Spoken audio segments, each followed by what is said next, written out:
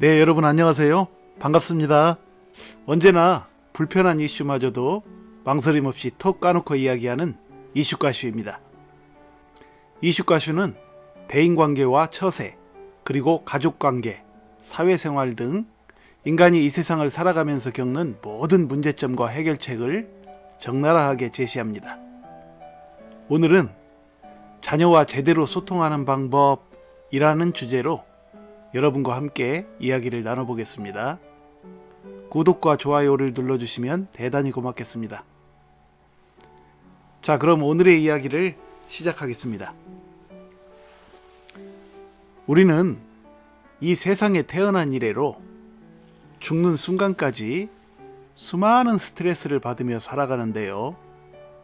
그렇다면 우리의 인생에서 가장 먼저 우리에게 스트레스를 주는 사람은 누구일까요?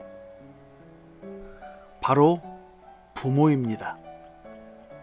아주 어린 유아기 때에는 뭐가 뭔지도 모르는 시절이므로 스트레스를 받더라도 자녀는 그 감정을 부모한테 제대로 인식시키지도 못하지만 차츰 아동기를 넘어 사춘기 시절에 접어들면 자녀가 부모로부터 느끼는 스트레스의 수준은 극에 달하면서 여러 문제점들이 발생하게 되죠. 그 이유는 바로 부모가 하는 잔소리 때문인데요.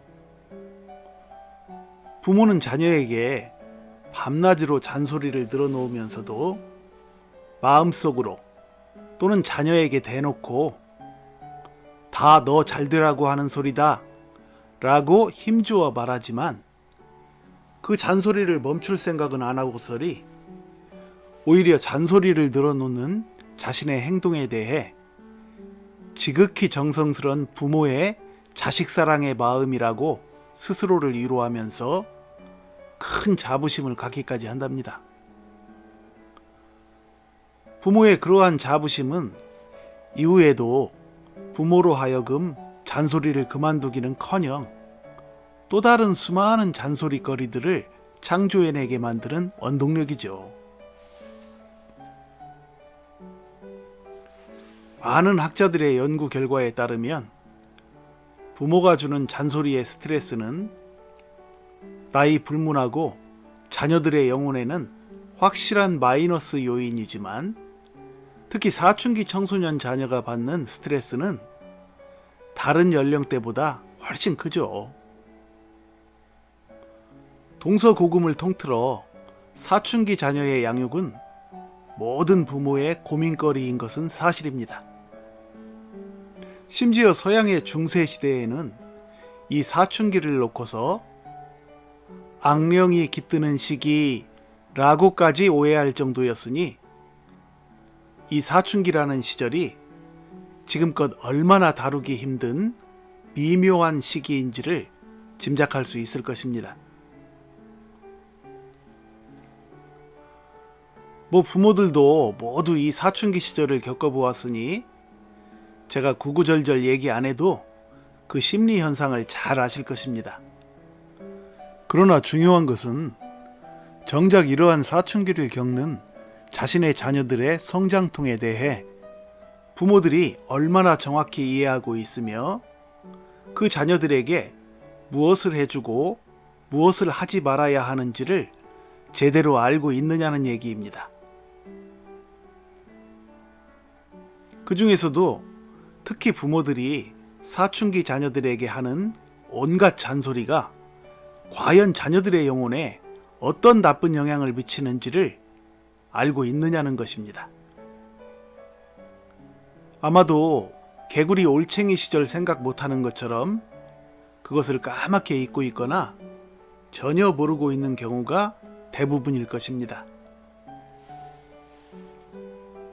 부모가 자녀들에게 잔소리를 하지 말아야 하는 이유는 부모의 잔소리는 자녀들로 하여금 이성적인 사고를 하지 못하도록 만들기 때문입니다. 미국의 하버드대와 피츠버그 UC 버클리 대학교의 공동연구팀이 사춘기 청소년을 대상으로 실험을 했는데요. 그 청소년들의 어머니가 하는 잔소리를 녹음한 음성을 들려주고 뇌의 활성도를 측정한 결과 그 청소년들이 잔소리 음성을 듣는 동안 부정적 감정을 처리하는 뇌의 영역인 대뇌연변계의 활성도가 증가했으며 게다가 감정 조절과 관련된 전두엽 그리고 상대방의 관점을 이해하는 데 관여하는 두정엽과 측두엽의 접합 부분의 활성도 역시 떨어지는 것으로 나타난 것인데요. 이것은 결국 부모의 잔소리를 듣는 아이들의 뇌가 사회적 인식 처리를 중단하고 있는 것으로서 잔소리하는 부모의 심리 상태를 전혀 이해하려 하지 않는다는 것을 보여주는 증거이죠.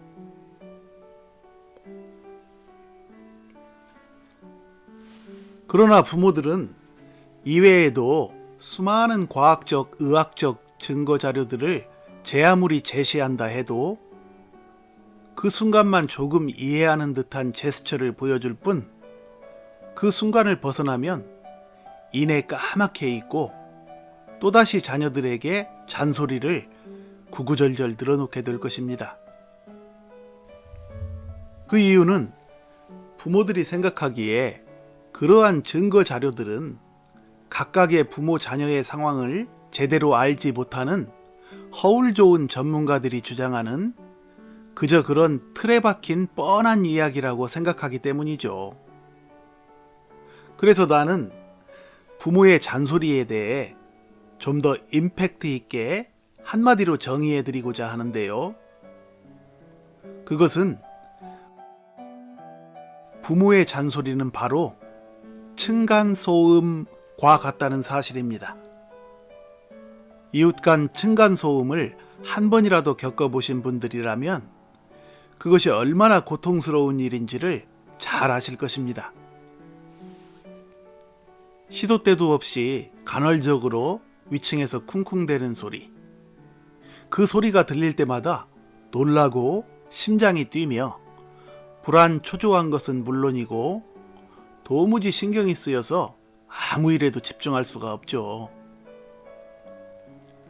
차라리 집안에 있는 냉장고나 기타 가전제품 등에서 일정하게 들려오는 잡소리에는 거의 스트레스를 받지 않지만 층간소음처럼 시도 때도 없이 예측 불가능하게 간헐적으로 쿵쿵대며 들려오는 저주파 때 소음에는 크게 불안해지며 엄청난 스트레스를 받게 되는 것이죠. 그 층간소음으로 인하여 우울증, 불안장애와 같은 만성적인 정신건강 피해를 입다가 마침내 다른 데로 이사를 가버리는 사람들이 부지기수로 많은데요. 부모의 잔소리야말로 자녀에게 만성적인 정신질병을 일으키는 저주파 때 층간소음과 조금도 다르지 않다는 것이 나의 관점입니다. 만일 부모들이 이러한 메커니즘을 제대로 이해한다면 결코 자녀의 영혼에 백해무익한 잔소리를 하지는 않을 것입니다. 마지막으로 부모들이 자녀에게 백해무익한 잔소리를 멈추고 제대로 된 의사소통을 하는 방법 한 가지를 말씀드리면 세계적인 임상심리학자 토마스 고든이 주장한 메시지 전달법의 일부인데요. 부모가 자녀와 대화할 때 항상 자녀인 너를 주어로 이야기하게 되면 자칫 자녀의 잘못을 지적하거나 비난하는 말투가 되기 쉽고 자녀는 그것을 잔소리로 인식할 가능성이 높으므로 부모는 똑같은 뜻의 말이라도 항상 주어를 너가 아닌 나로 하여 부모가 말하고자 하는 바를 차분하게 전달하면 자녀는 그것을 자신에 대한 잔소리로 생각하여 귀를 닫기보다는 오히려 나라고 말한 부모의 이야기라고 생각하여 그 말을 들어주는 관점으로 접근하게 된다는 이론입니다. 예를 들면 부모가 자녀한테 너는 왜 그렇게 말하니? 라는 표현 대신에 그런 말을 하면 엄마 마음이 어떻겠니?